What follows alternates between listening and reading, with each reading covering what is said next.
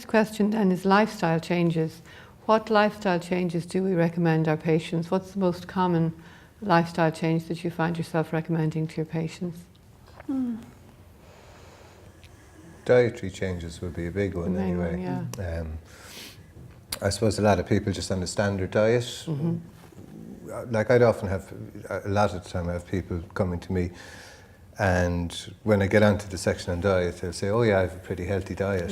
And then you actually start looking through it.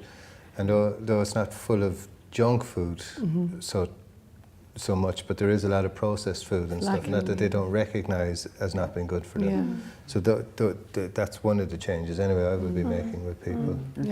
Yeah, I think it very much ties in with the whole picture here, you know. And if a patient presents with an iris picture that shows that there is a tendency towards maybe congestion in the lymphatic system, well then movement, skin brushing, hydrotherapy, these kind of therapeutics are going to be integral to how that patient heals that condition. That could be as important for that person as a absolutely, you know. And exercise. So things, you know, that there is specific therapeutics for specific areas of the body that each iris type. And each iris type, yeah. So for example, one that I come across all the time is extreme stress.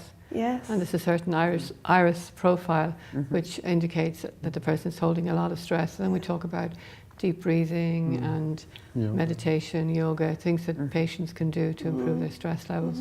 And another thing I come across a lot is unfulfilled creativity. Many people are very stagnant in their relationship with their creative self. And if you say to them, are you creative? They'll say no. I mean, imagine somebody asking you if you're creative and you say no.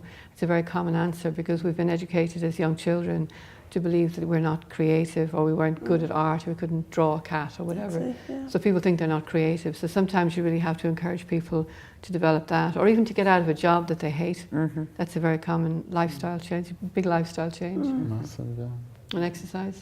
Exercise, yeah. I think just trying to kind of encourage the patient to find out what it is that they are very interested in deep inside, not allowing themselves to pursue. And then once they discover that, if it is something more in visual arts or something more in anything like that. So I think that's a very big point, you know, it's really important. Exercise is another area that we would do a lot with, because in the modern world, like a lot of people are sedentary, they're sitting at a desk all day, not doing any exercise. And that leads to a lot of problems. You get a lot of stagnation. The lymphatic system needs exercise to help pump it around. And then there's release of hormones, endorphins, all this type of stuff. Your capacity for oxygen improves.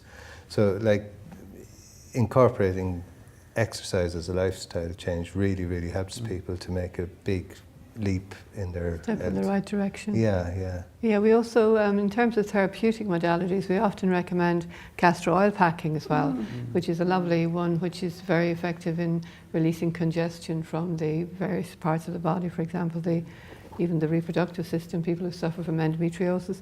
Obviously, we really need guidance with this. It's not something I'm recommending our listeners to do, but we do use lots of different external applications and natural therapeutics like skin brushing and like castor oil packing that are very effective. So lifestyle changes and natural therapeutics can often go together. They can be two sides of the one coin.